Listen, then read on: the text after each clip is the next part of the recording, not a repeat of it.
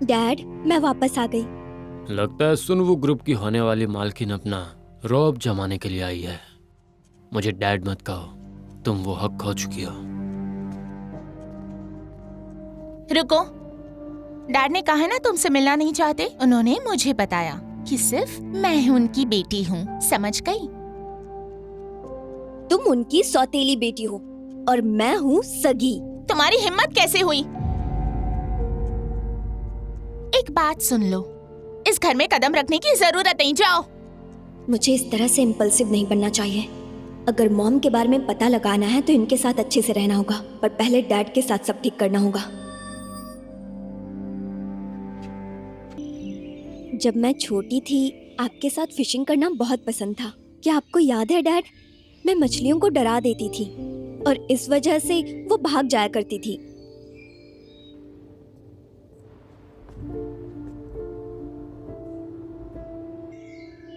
और आप फिशिंग में मेरी मदद करते थे।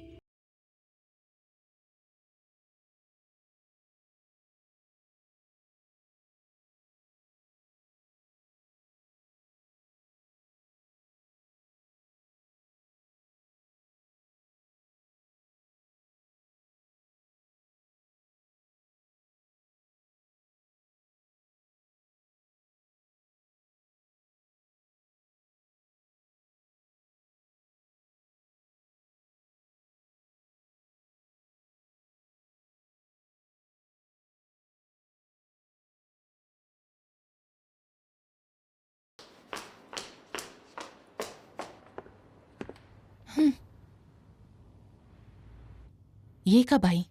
बस कुछ ही देर पहले। उसे क्या काम है पता नहीं। देख रही कैसे डैड से घुल मिल रही है। शिंगलिंग ग्रुप के कितने स्टेक होल्डर्स हैं? उन्होंने अब तक हमारे एक्विजिशंस के पेपर पर साइन नहीं किए। 4 लोग हैं। 3 को मनाना आसान है, लेकिन मिस्टर शूताओ नहीं मानेंगे। अब तो शूनियान मेरी पार्टनर बन चुकी है। मुझे उसके सारे उन तक पहुंचना चाहिए। शूनियान कब से वापस नहीं आई है? उसकी कोई खबर मिली? शूनियान? उन्हें तो गए अभी आधा दिन भी नहीं हुआ। अगर आपको उनकी फिक्र हो रही है तो मैं किसी को उनके घर पे भेज देता हूँ। कोई जरूरत नहीं है, रहने दो। पर वो बूढ़ा आदमी कुछ ज्यादा ही भाव खा रहा है। ये एक्विजिशंस का मसला जल्दी सॉल्व होना चाहिए। क्यों ना मैं खुद जाकर श्योत्याओ से बात करके आऊं? देखिए, उनकी कंपनी की हालत वैसे भी अच्छी नहीं है, तो आगे चलकर उन्हें कंपनी बेचनी ही पड़ेगी। तो आपका जाना जरूरी नहीं है। मैं ड्राइव पर जाता हूँ।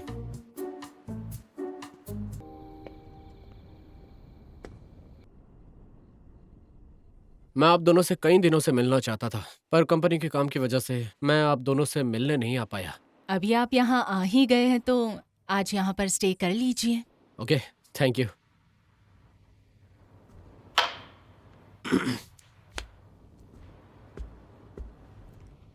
काफी लेट हो गया है। Have a tight sleep. ये तुम्हारा रूम है, पर यहाँ तो कुछ भी नहीं है। ये बताओ, तुम यहाँ पर क्यों आए हो? मैं ये देखने आया हूँ कि तुम जिंदा हो या नहीं। मेरी फिक्र हो रही थी। मैं तुम्हारी फिक्र क्यों करूंगा? मुझे डर था कि तुम कॉन्ट्रैक्ट पूरा किए बिना भाग ना जाओ। अब देख लिया ना कि मैं जिंदा हूँ, तो जाकर गेस्ट रूम में सो जाओ। मैं यही सोऊंगा, मैं कहीं नहीं जाऊंगा। पर ये ऐसे कैसे सो सकता है? रुको, तुम ऐसे नहीं जा सकती।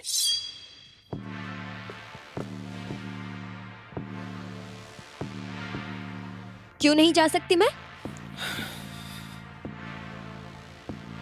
कॉन्ट्रैक्ट में लिखा था कि मैं जो कहूंगा तुम्हें मानना होगा, इसलिए तुम नहीं जा सकती।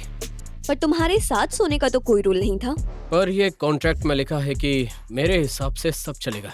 हालांकि हम कभी एक साथ बेड पर नहीं सोएंगे। तुम नीचे सो जाओ, मैं बेड पर। क्या हुआ, कोई कमेंट?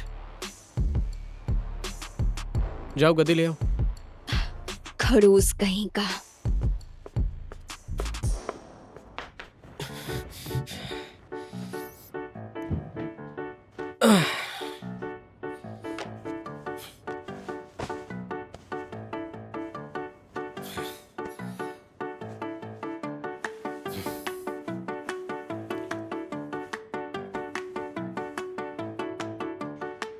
शूनियान, मुझे कोई जोक सुनाओ ना।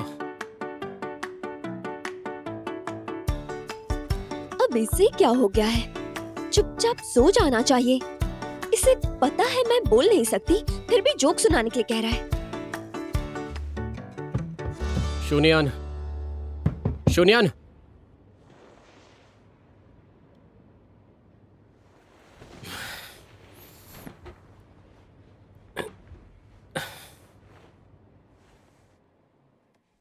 शूनियान, हाँ! तुम अचानक ऐसे कैसे उठ गई?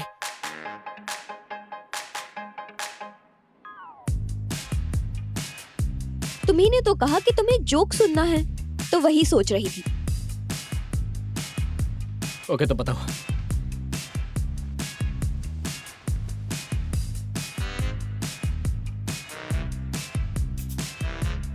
तो सुनो, एक बार की बात है, एक बच्चे ने अपने पापा से पूछा कि दुनिया में कोई भूत होते हैं या नहीं। तो उसके पापा ने कहा, होते हैं तभी तो ये दुनिया बच्चों से भरी पड़ी है। बच्चे ने पूछा, मैं तो भूत नहीं हूँ, फिर आप ऐसा क्यों कह रहे हैं? तब पापा ने कहा, सॉरी मुझे लेट हो रहा है। मेरे पास एक और जोक है, सुनाऊं?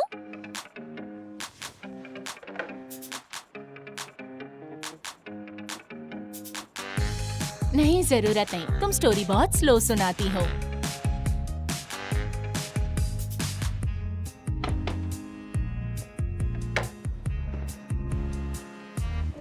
जियांग वानली हमेशा कहती है कि वो किसी बड़े खानदान की है। शू याओ तो उनके एक्स हस्बैंड की बेटी है, पर मेरे हिसाब से तब डैड की ऑलरेडी हमारे साथ फैमिली थी, तो याओ नाजायज हुई। बेचारी, उसकी मॉम ने उसे अंधेरे में रखा।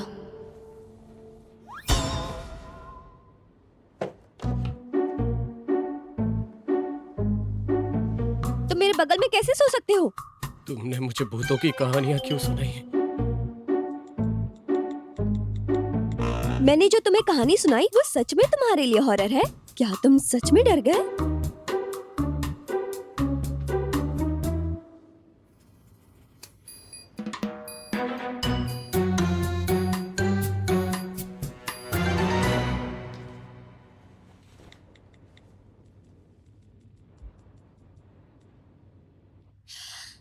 बचपन में मुझे भी बहुत डर लगता था। जब मेरी माँ नहीं रही तो मैं सोचने लगी कि अब मुझे कोई आत्मा परेशान नहीं करेगी, क्योंकि मेरी माँ मुझे आत्मा बनकर प्रोटेक्ट करेंगी। तब से मुझे डर नहीं लगता। ठीक है, मैं तुम्हें एक मेथड बताती हूँ। अब से तुम्हें जब भी डर लगे तो जोर से ये गाना गाना।